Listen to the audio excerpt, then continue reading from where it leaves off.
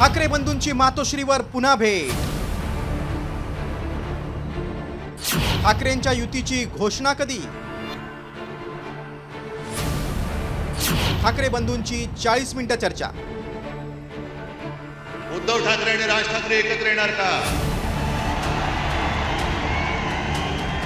आम्ही एकत्र आलो ते एकत्र राहण्यासाठी.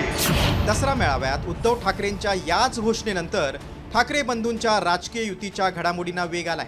त्यात राज आणि उद्धव ठाकरे पुन्हा एकदा एकत्र पाहायला मिळाले. निमित्त होतं खासदार संजय राऊतांच्या नातवाचं बारसं.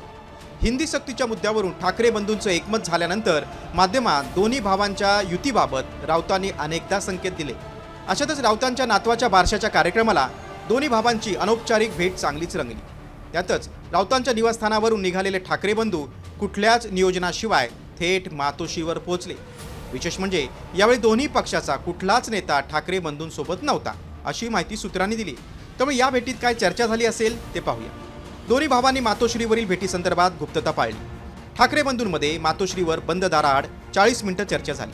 महापालिका निवडणुकीच्या पार्श्वभूमीवर जागा वाटपासंदर्भात चर्चा झाल्याची शक्यता आहे. मुंबईसह ठाणे, मीरा भाईंदर, कल्याण डोंबिवली, वसई विरार, नाशिक, संभाजीनगर, पुणे, पिंपरी चिंचवड या ठिकाणी युती होण्याची शक्यता वर्तवली जाते.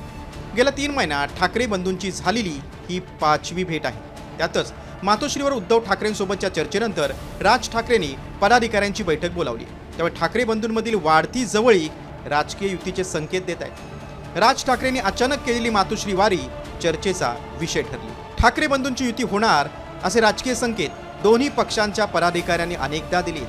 मात्र ठाकरे बंधू युतीची अधिकृत घोषणा कधी करणार याकडे आता अनेकांचं लक्ष लागले. गिरीश कांबळे, साम टीव्ही, मुंबई.